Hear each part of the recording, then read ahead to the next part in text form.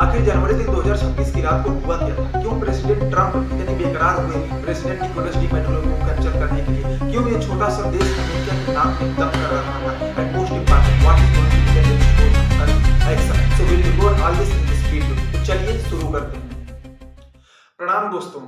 America से लगभग 4,500 kilometre की दूरी पर साउथ अमेरिका के एकदम नदर्न टिप पर स्थित यह देश, जिसका क्षेत्रफल 9,12,000 स्क्वायर किलोमीटर है, वेनेजुएला स्थित है, जो जाना जाता है अपने नेचुरल ब्यूटी व वास्ट ऑयल रिजर्व के लिए, जिसमें शुमार है वर्ल्ड्स टॉलेस्ट एंजल वाटरफॉल। हालांकि ये देश छोटा सा है और अमेरिका के करीबी भी है, लेकिन इन दोनों देशों के बीच जो पॉलिटिकल रिलेशनशिप है वो काफी स्ट्रेंड रहे हैं, जिसका मुख्य वजह रहा है आइडियोलॉजिकल डिफरेंस। जी हाँ, आइडियोलॉजिकल डिफरेंस यानी यहाँ पर सोशलिज्म व कम्युनिज्म का प्रभाव। अब सोचने वाली बात यह है कि अमेरिका से इतने करीब रहते हुए आखिर इस देश में ये सोशलिज्म व कम्युनिज्म आया कहाँ से? तो इसका आंसर है वहाँ के इकोनॉमी, पॉवर्टी, इनइक्वालिटी इत्यादि जैसे समस्याओं में। और all this reason becomes the cause of the people's revolt. और यहाँ से जो इमर्ज होते हैं वो एक military officer Hugo Chavez emerge होते हैं, जिन्होंने सन 1992 में एक कू का भी प्रयास किया मिलिट्री तख्ता पलट का। हालांकि वो असफल रहे, लेकिन इस असफलता ने उनकी लोकप्रियता को और भी हाइट पर पहुंचा दिया, क्योंकि उन्होंने जो जनता की समस्याएं थी लाइक इनइक्वालिटी को, पॉवर्टी को, करप्शन को हाईलाइट किया था। और फाइनली रिजल्ट ये हुआ कि सन 1998 में ह्यूगो चावेज वेनेजुएला के राष्ट्रपति चुन लिए जाते हैं।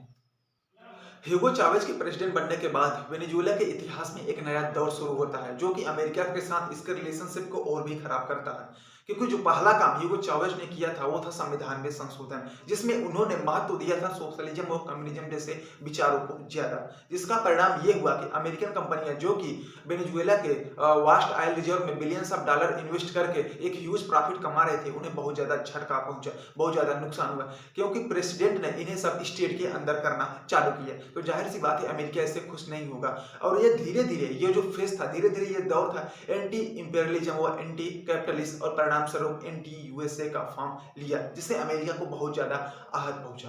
सन 2000 के ऑनवर्ड वेनेजुएला की बढ़ती हुई करीबी रसिया, चाइना व ईरान के साथ अमेरिका के काज का और सबब बनी, लेकिन ये सबसे पीक पर और पहुंचा जब वेनेजुएला ने अमेरिका के डिप्लोमेट्स उसके एनजीओ को एक्सपेल किया। तब ये जो मानवीय जो तनाव था एकदम पीक पर पहुंच गया। ह्यूगो चावेज की मृत्यु के बाद प्रेसिडेंट बनते हैं निकोलस मदुरो, लेकिन उनका जो शासनकाल था और भी चुनौतियों से भरपूर था।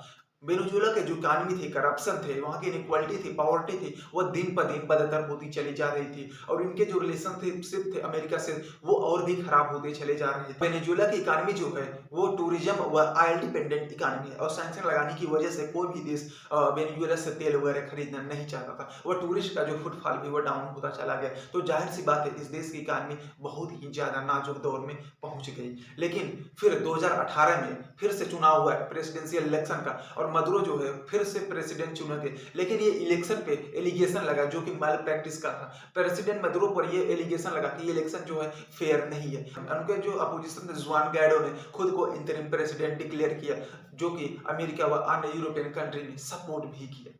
लेकिन बात यहीं तक सीमित नहीं रही।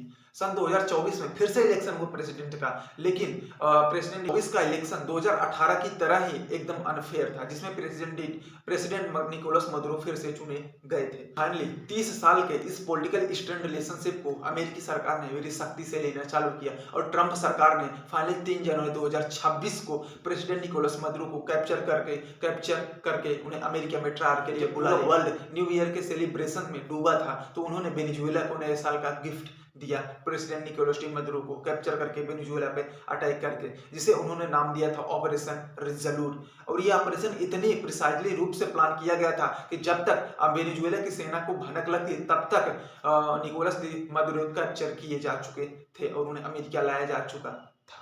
ट्रंप सरकार ने वेनेजुएला पर जो एलिगेशन लगाए थे अटैक करने के लिए वो था नार्को ट्रेड, जो कि पूरी तरह से झूठ है। जो रियल रीजन था वो था वेनेजुएला की रसिया, चाइना व ईरान से बढ़ती हुई दोस्ती, और जो सबसे इंपॉर्टेंट था वेनेजुएला के वास्ट ऑयल रिजर्व, जो कि विश्व में सबसे ज्यादा है, वर्ल्ड का 20%, 303 बिलियन बैरल, सऊदी अरेबिया से भी ज्यादा। तो ट्रंप सरकार की, उनके कंपनियों की इस पर निगाहें जमी हुई है। वो इसी को नहीं चाहते थे कि वो रसिया या चाइना जैसे देशों के हवाले हो जाए। वो और जाहिर सी बात है कि सोशलिस्ट रिजिम के अंदर अमेरिकन कंपनियों को उतनी ज़्यादा रिलैक्सेशन, उतनी ज़्यादा बेनिफिट तो नहीं मिल सकते थे। इसलिए वो चाहते थे कि वहाँ पर एक ऐसी गवर्नमेंट हो, वहाँ पर एक ऐसा फेवरेबल प्रेसिडेंट आए कि जो कि एकदम मूलभूत चेंज ला सके, वो उनकी कंपनियों को फायदा दे। And what next, president Nicolas Maduro is actually facing the trials in the America. And इस पर जो ट्रम्प सरकार ने यह भी कहा कि जो भी उनका सक्सेसर होगा उन्हें अमेरिका के फेवर में उनकी बात माननी पड़ेगी, otherwise they will face the more brutal consequences than Maduro. And what's your opinion about this imperialistic policy? क्या ट्रम्प ने वेनेजुएला पे अटैक करके सही किया या गलत किया, और आपके अनुसार आगे क्या